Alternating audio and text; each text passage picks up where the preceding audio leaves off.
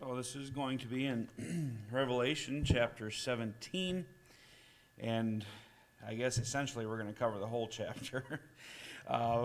Most of it review from the last 2 weeks, but dealing with Babylon the Great, and as if you're a student of prophecy at all, you have heard, I'm sure, numerous views as to who this Babylon is. There are some, and this became very popular around the time of 9/11, that believe that Babylon the Great is America. And as it talks about the 7 heads of the beast she rides being 7 mountains that she sits on, some people have taken that to be 7 hills and to picture Rome, but then those who advocate for America say it's Washington, D.C., because Washington, D.C. is also built on 7 hills, which is kind of ironic. There are some that would say, no, it's not that actually Babylon the Great is a picture of apostate Israel, and those would be more those along the lines of the preterists that believe that. But the more common view, and I would probably be a little more sympathetic to this view, is that Mystery Babylon the Great is Catholicism, Roman Catholicism, but at the same time I believe that it is much broader, that it's wider than that. To say it's strictly Roman Catholicism, I think is too narrow. And that is a view that was popular, that became popular at the time of the Reformation for obvious reasons. And while that is included in Roman Catholicism, and while I believe Roman Catholicism is the leader of who this woman is and what she represents, it's broader than Roman Catholicism. And so Revelation chapter 17 and 18 deal with the religious, political, and commercial systems of the tribulation period. It deals with these subjects under the guise of Babylon the Great, or Great Babylon. If you look back in chapter 16 and verse 19, we're introduced to this concept. It says, and the great city was divided into 3 parts, and the cities of the nations fell. That great city, the first mentioned there, I think is actually a reference to Jerusalem. We talked about that a few weeks back. It says, and great Babylon came in remembrance before God to give unto her the cup of the wine of the fierceness of his wrath. And then in chapter 17, verse 15, we see it again, Mystery Babylon the Great. If you drop down, chapter 18, verse 2, he carried me away, cried mightily with a strong voice, saying, Babylon the Great is fallen, is fallen. Then down to verse number 10, alas, alas, that great city, Babylon, that mighty city. Verse number 16, alas, alas, that great city. Verse number 18, we have what city is like unto this great city. Verse 19, alas, alas, that great city. And then verse 21 says, thus with violence shall that great city Babylon be thrown down. And so this concept of Babylon the Great, or Great Babylon, runs through chapter 17 and 18, and is an entity that is going to continue, and is a woman, but the woman that is mentioned here in the first 7 verses has a broader aspect than just the economics and the political aspect of things. She is a city, we find in verse number 18, but she is not just a city. She, as a city, is the hub of religious activity that spans into all the world and has a grip in deceiving the nations. We find that in verse number 23 of chapter 18. Says, for thy merchants were the great men of the earth, for by thy sorceries were all nations deceived. We have it in chapter number 18, verse 2. Babylon the Great is fallen, and has become the habitation of devils and the hold of every foul spirit. Now there's a dual application there. Also, it is in, if you look at verse number 15 of chapter 17, And he saith unto me, the waters which thou sawest where the horse sitteth are peoples and multitudes and nations and tongues. Verse 18 there says, the woman which thou sawest is that great city which reigneth over the kings of the earth. So her influence has spread globally. She is centralized in a great city, but her influence religiously, politically, economically controls the world. It will in the tribulation, and you do a little bit of research, you'll find it does today as well. One thing that we do learn from chapter 17 primarily, chapter 17 focuses on the religious aspect, while chapter 18 shows the continuation of the political and economic aspect, although intertwined with religious elements. We'll see next week. One thing that we learn from chapter 17 is that the whole world is, in fact, headed for a one-world religion. All the various beliefs that are in the world, although they seem to oppose each other, they will come together. You know, we think of Islam and its battle against everything not Islam, even radical Islam. It will be brought under the guise of Mystery Babylon. They will find, all these religions, that they are of the same origin, and Satan, it will, as he always has, masquerade as an angel of light in order to deceive them. This one world religion will come, and it will coexist with the global government of the Antichrist. And as you go from chapter 17 to 18, there is a bit of a transition that takes place. Find that the title mystery is dropped from her name. She goes from being Mystery Babylon the Great to just Babylon the Great. And this is because the mystery speaks of the religion. And at the midpoint of the tribulation period, the religion changes. So now as we go into this, what we want to do is we want to do a review of the woman, because we took 2 weeks and looked at her, and so I want to bring some clarity and summarization to that. And then we're going to look at the beast that she rides, and then her final destruction. So let's briefly review this woman here in verses 1 to 7. She is the image of the world religion at the beginning of the tribulation. For the first 3.5 years, she is the picture of world religion. And notice in verse 1 it says that she sits on many waters. The waters, verse 15 tells us, is peoples and multitudes and nations and tongues. The peoples being the individuals, each individual person she has an effect on. She has an effect on multitudes, which is people groups.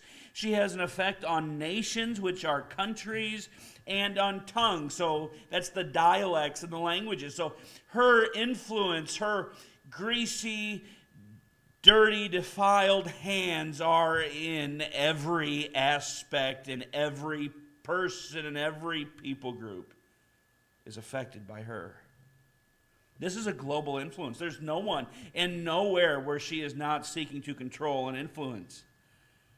And we see that her influence is not only religious, but it will, in fact, also be political. Notice in verse number 2, with whom the kings of the earth have committed fornication. The kings have been in bed with her, spiritually speaking. And the inhabitants of the earth have been made drunk with the wine of her fornication. Notice in verse 3, so he carried me away in the spirit into the wilderness, and I saw a woman sit upon a scarlet-colored beast full of names of blasphemy, having 7 heads and 10 horns. Here we see her connection to the Antichrist. She is sitting on this beast with 7 heads and 10 horns, this beast being the Antichrist and his kingdom. But they are coexisting. They are connected together at this point. This scarlet beast she rides is the Antichrist, and they coexist. If you turn back to chapter number 13, we see this kingdom again, this kingdom of Antichrist. And what we see here in chapter 13 is that this is not just a kingdom, but it is also an individual. They are connected together. We'll see this in a moment. We have, in chapter 17, we have seven mountains, which are kingdoms, and we also have 7 kings, verse 10 says. So there are kings for the kingdoms. They go together. And that's what we see here. Chapter 13 of Revelation, verse number 1. And I stood upon the sand of the sea and saw a beast rise up out of the sea again. The sea being the multitudes and the nations. Having 7 heads, there it is, and 10 horns, and upon his horns 10 crowns, and upon his heads the name, notice that, the name is singular, of blasphemy. And the beast which I saw was like unto a leopard, and his feet were as the feet of a bear, and his mouth as the mouth of a lion. And the dragon gave him his power, and his seat, and great authority. And I saw one of the heads as it were wounded to death, and his deadly wound was healed, and all the world wandered after the beast. And they worshipped the dragon, which gave power unto the beast, and they worshipped the beast. Now notice this, who is like unto the beast, who is able to make war with him? So here we see this is a kingdom, but it is also an individual. A kingdom does not receive a deadly wound and be healed, but one of the heads does. And he's called a him.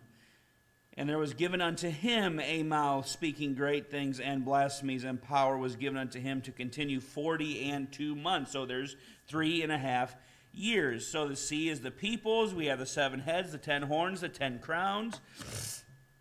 And you note that the beast in chapter 17 is scarlet colored and is full of names, plural, of blasphemy.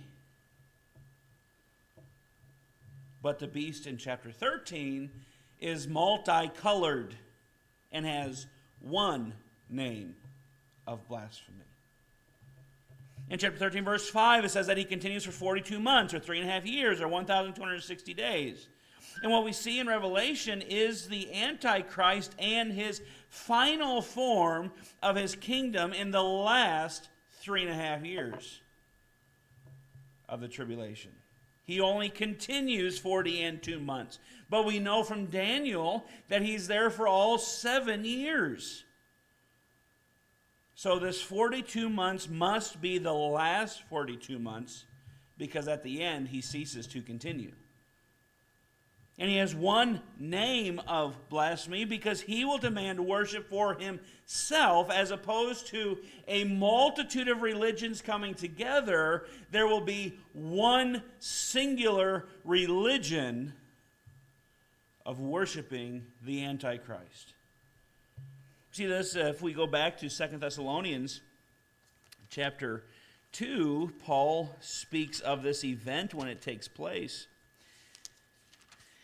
He says in chapter 2, verse number 3, let no man deceive you by any means, for that day, talking about the day of Christ, which is kind of the heavenly aspect of the day of the Lord. We as believers will experience the day of Christ, while the world experiences the day of the Lord. He says that they shall not come, except there come a falling away first, and the man of sin be revealed, the son of perdition. So the problem here is that these people are experiencing tremendous persecution, tribulation, so they have become fearful. Somebody had told them either that they had missed out on the rapture, or that somebody had told them that, well, actually you're in the day of the Lord and the rapture comes later, kind of some of the same things that are going around today. But he says, now, if that was the case, if you were in this period of time, there would be 2 things that would be evident. One, you would know the falling away had taken place, and you would know who the man of sin is. And since they didn't know either of those 2 things, then they could be confident that they were not in that period of time.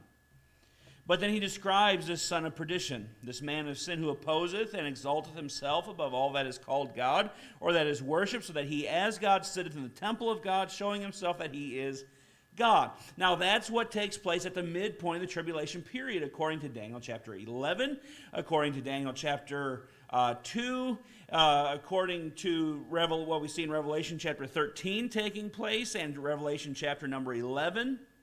This is something that takes place at the midpoint of the tribulation period. But notice what he says. Remember ye not that when I was yet with you, I told you these things, and now ye know what withholdeth, that he might be revealed in his time. So he's encouraging them. What is withholding to keep him from being revealed? We are. The church is. But notice what he says. The mystery, there it is, the mystery of iniquity doth already work. Only he who now letteth will let until he be taken out of the way. So this mystery is already working in Paul's day. It's working in our day. This is that mystery religion that is associated with the Antichrist, that is waiting for the removal of believers to be fully revealed in the world. He says, verse 8, and then shall that wicked be revealed, whom the Lord shall consume with the spirit of his mouth, and shall destroy with the brightness of his coming. Even him whose coming is after the working of Satan. Now notice this, with all power and signs and lying wonders, and with all deceivableness of unrighteousness, and them that perish, because they receive not the love of the truth, that they might be saved. Notice verse 11, and this doesn't particularly deal with what we're talking about here, but I think it's interesting nonetheless. And for this cause God shall send them strong delusion, that they should believe a lie. The word for delusion there is planes. In the Greek, it's where we get our English word planet from. And so the idea is that strong delusion would be sent, that what is going to happen with this strong delusion is somehow it's going to be affected with extraterrestrial activity. That's pretty interesting, especially now when you have the federal government that is declassifying classified documents regarding UFO sightings. And now they're talking about, I just read in the news that they're talking about we're receiving radio frequencies from Venus. Well, what's up with that? Well, the world is being prepared for the great delusion that's coming. But what we see in chapter 17 is a history of what leads up to that point when he will demand worship, when the Antichrist will demand to be worshipped as God. Really what God is doing is he is showing us how these governments and how these religions can get together, and that the entire world can be duped into giving themselves over to the worship of the man of sin. Now this woman has been riding the beast. She has been. Notice 17:4. The woman was arrayed in purple and scarlet colored and decked with gold and precious stones and pearls, having a golden cup in her hand full of abominations and filthiness of her fornication. The harlot and the beast are both here in scarlet because the two are joined together. At least for this period of time. This is the bride of the Antichrist. And while I do believe, as I said, that Roman Catholicism is associated with this woman, it's too narrow to think that she is exclusively Catholicism. It is interesting to note, however, that Rome has been for years involved with over 70 interfaith councils trying to pull all the religions of the world together. The whore, the mystery, Babylon the Great is the religious system, and verse 18 says that she is a city that rules the kings of the earth. As we mentioned last time, it is a system of religion that began in Babel, which was the original name for what God later called Babel. And it's the origin of all the false religions of today. She is the mother of harlots and all the false religions of the day, all the cults, all the occult, all of it stems back. They are little harlots and little abominations from their mother, and they will all go back. as God divided the globe and separated the people in the days of Peleg, when he confused the languages and spread the families and such all over the globe. She has kept her hold on them religiously. That's why all these civilizations popped up overnight. That's why all these languages all of a sudden developed overnight. There's no history leading up to them. That's why so many of the religions, there's so many similarities with only small differences. This is what is meant by the title, mystery. And just as God has his bride, Israel, the woman clothed with the sun in chapter 12 of Revelation, and just as Christ has his bride, the church, which is also called a mystery, Antichrist has his bride, an apostate church called Mystery Babylon the Great. And since the Tower of Babel, she has been riding this beast with each successive head and kingdom, seeking to dominate the world and to turn them to follow Satan. Now notice verse number 6. And I saw the woman drunken with the blood of the saints and with the blood of the martyrs of Jesus. And when I saw her, I wondered with great admiration. She's guilty. Well, verse number 7. And the angel said unto me, Wherefore didst thou marvel? I will tell thee the mystery of the woman and the beast that carrieth her, which hath the 7 heads and 10 horns. So she is guilty of murdering the faithful that would expose her harlotry. She's exposed here for who she really is. She is a Jezebel that has sought to keep the people of the true and living God silent by turning the nations to murder them. So that's the woman. She is the religious system that coexists with the kingdom of Antichrist at the beginning. Now notice the beast that she rides. We see this in verses 8 through 11. The beast is the Antichrist and his kingdom. But what we also see here is a picture of what has led up to this. Notice in verse 8, the beast that thou sawest was and is not, and shall ascend out of the bottomless pit and go into perdition. And they that dwell on the earth shall wonder, whose names were not written in the book of life from the foundation of the world, when they behold the beast that was and is not and yet is. That's exactly what is said in chapter 13 of the beast.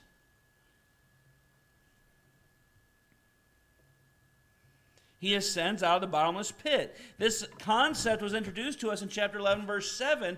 It says that the beast that ascendeth out of the pit will kill the 2 witnesses.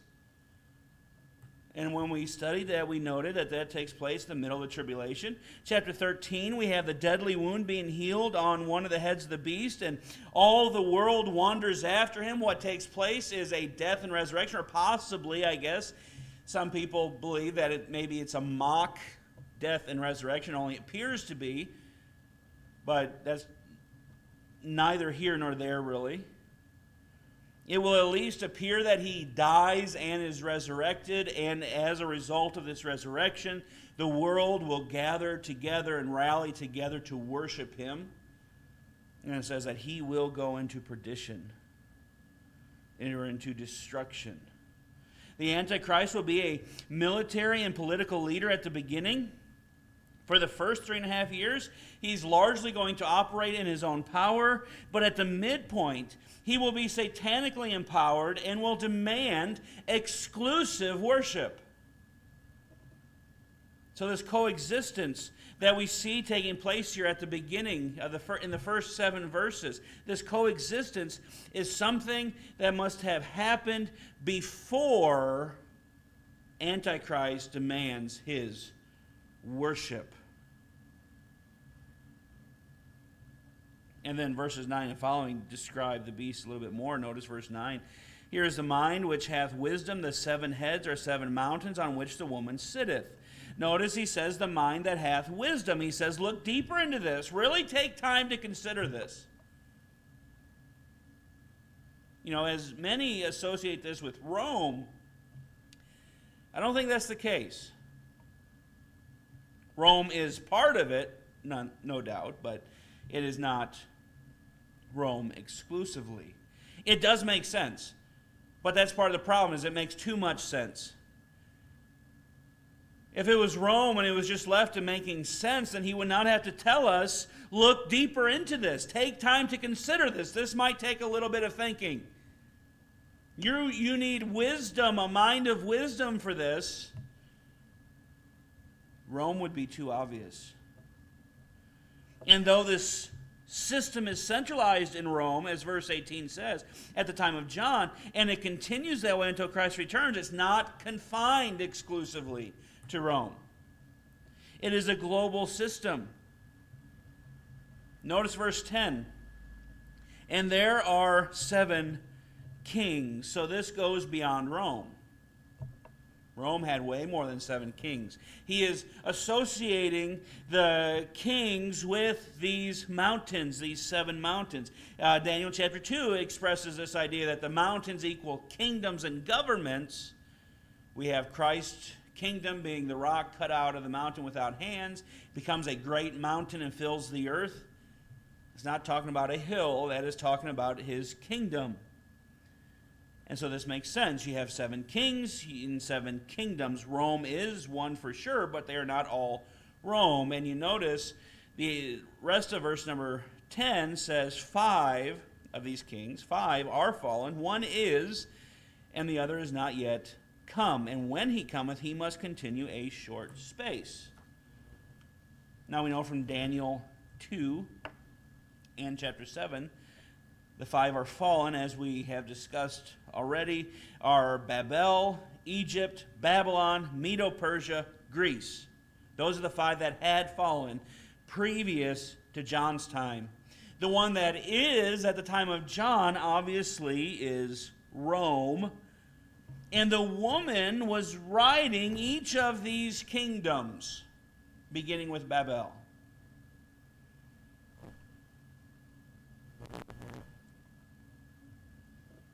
Which is, in fact, the one that is yet to come.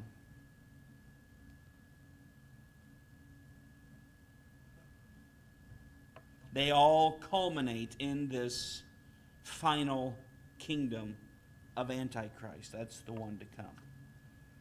And at the time of John, the system was centralized in Rome, and as it was a global power in John's day, and Rome since that time has continued to be a global power.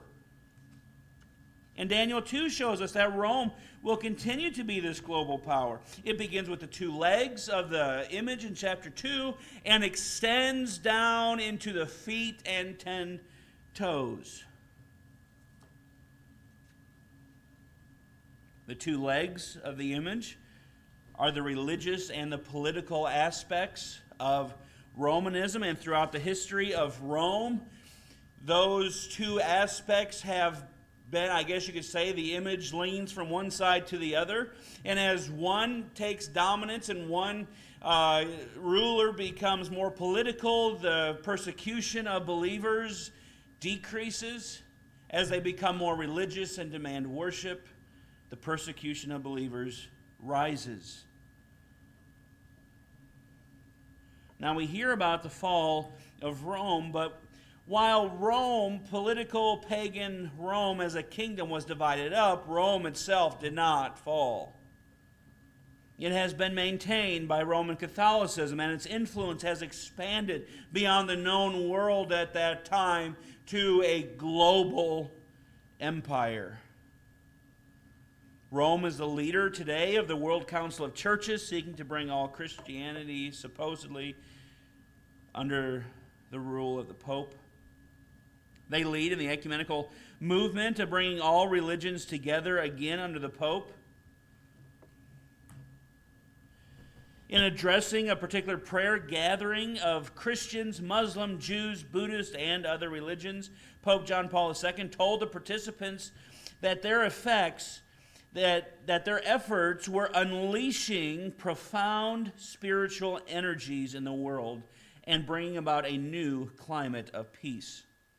The Pope pledged that the Catholic Church intends to share in and promote such ecumenical and interreligious cooperation. The Catholic Review, commenting on this event, said the unity of religion promoted by the Holy Father, Pope John Paul II, and approved by His Holiness, the Dalai Lama, is not a goal to be achieved immediately, but a day may come when the love and compassion which both Buddha and Christ preached so eloquently will unite the world in a common effort to save humanity from senseless destruction and leading toward the light in which we all believe. It's in the works. It's in the works. It's working right now, as Paul told us. That mystery of iniquity doth already work. In verse 10 of Revelation 17, that seventh king will be the Antichrist, and he will emerge from this Roman system. He will, in fact, be a Roman. Daniel chapter 2 tells us, because we see the legs, the feet, the 10 toes. Daniel chapter 9 says he is the prince that shall come. And so when he comes, it says, the people of the prince that came in 70 AD, they were the Romans that destroyed the temple in Jerusalem. So he's Roman. Now notice verse number 11. This is where it gets confusing. You need to put your thinking cap on here. And the beast that was and is not, even he is the eighth. Well, now wait a minute. There were 7 kings, and there were 7 mountains.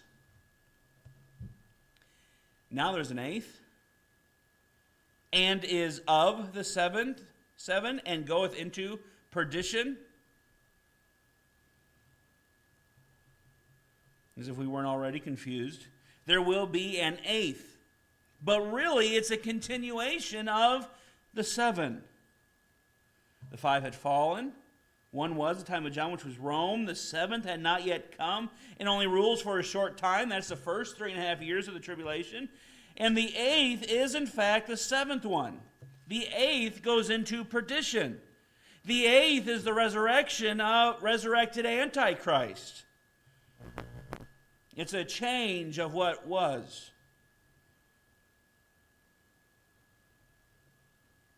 When the Antichrist rises, he will coexist with and use the apostate church to bring the world under its power.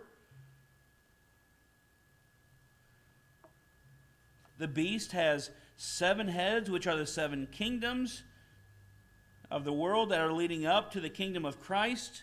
There are also 10 horns, and we need to understand that these 10 horns are on the 7th head. They're not dispersed among the heads. They're on the 7th head. Because notice what verse 12 says. And the 10 horns which thou sawest are 10 kings, which have received no kingdom as yet. So the 10 horns did not yet exist in the time of John. They were waiting for the one that was to come. Which have received no power, no kingdom as yet, but receive power as kings 1 hour or for a very short time with the beast. So these are not the 7 kings of verse number 10. These are 10 kings. These are the 10 toes that we are awaiting, that the world awaits, of Daniel chapter 2. They will reign at the same time under the Antichrist, at least for the first 3.5 years. They will have more power during the first 3.5 years. They will be the ones that bring the world, governments of the world, under the power of the Antichrist in the midpoint. The world will be divided into 10 segments, which is already a thing now. They have it planned. This global kingdom of Antichrist will be ruled by, for the first 3.5 years, will be ruled by a council of these 10 kings. And they will be influenced by the apostate church, the woman. Chapter 18, verse 23 says that she deceived the nations with her sorceries. Then notice verse 13. These have one mind, and shall give their power and strength unto the beast. These shall make war with the Lamb shall overcome them, for he is Lord of lords and King of kings, and they that are with him are called and chosen and faithful. That's the event that we see in chapter 19. That's the event that was mentioned in chapter 16. The gathering of the kings, the three unclean spirits like frogs go out of the mouth of the dragon, the beast, and the false prophet, and they gather the kings of the world to the battle of the great day of God Almighty. And at the end of the tribulation, these 10 kings will be led to Armageddon, and the final outcome we see in chapter 19. And they will continue to reign until Christ comes. They will make war with him, and they will be finally destroyed. Now let's look at the end of the harlot here real quick. In verses 15 to 18 we see this. Notice verse 15.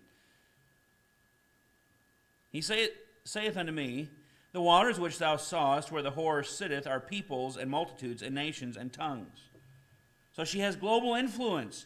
And through this influence she will lead the world to worship the beast, the Antichrist, as he is the one that leads this system. In verse 16, though, this seems to be an event in verse 16 that takes place at the midpoint of the tribulation period.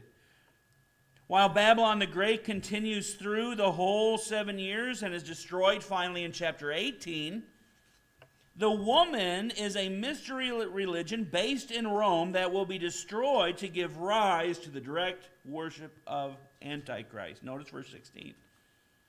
And the 10 horns, which thou sawest upon the beast, these shall hate the whore, and shall make her desolate and naked, and shall eat her flesh, and burn her with fire.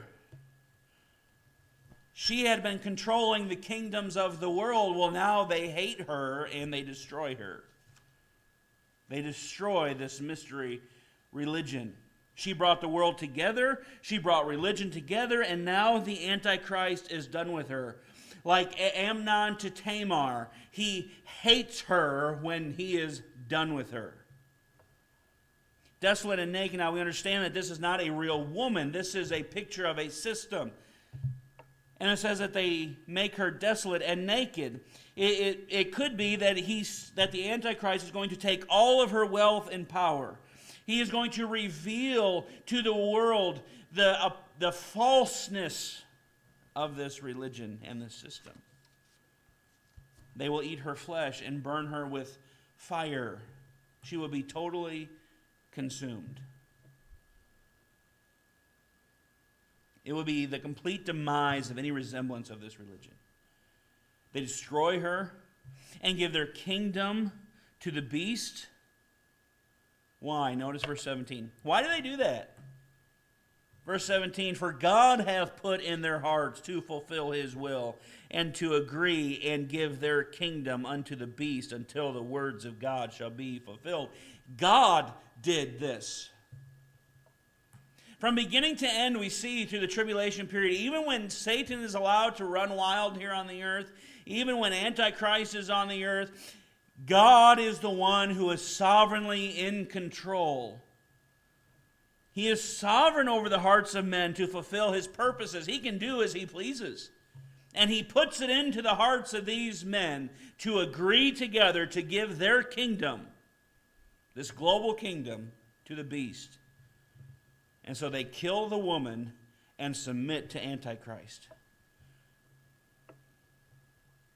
And while it is the end of the harlot system, it is not the end of Babylon. At least not yet. And notice verse 18. The one which thou sawest is that great city which reigneth over the kings of the earth.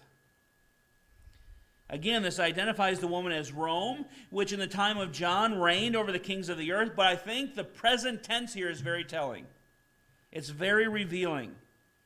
While the kings destroy her and overthrow the rule of religious Babylon, the mystery of iniquity that is already working, as Paul says, she still continues to reign. She still continues under the Antichrist. She is his system. Babylon she is now made a full circle, coming all the way back to Nimrod, the mighty hunter before the Lord, the hunter of the souls of men, a one-world leader seeking to reach unto heaven, as we will see in chapter number 18. Babylon will continue until its final destruction by Christ at his coming. So at the midpoint, Antichrist will force worship of himself and will make the whole world receive his mark in order to live and to buy and sell and trade. And the world follows him. But this only lasts for a real short time, because through the trumpet judgments and in the last half of the tribulation and the vial judgments then following that, what Antichrist has frantically attempted to create, God will bring to an end. And that's what we see take place in chapter number 18.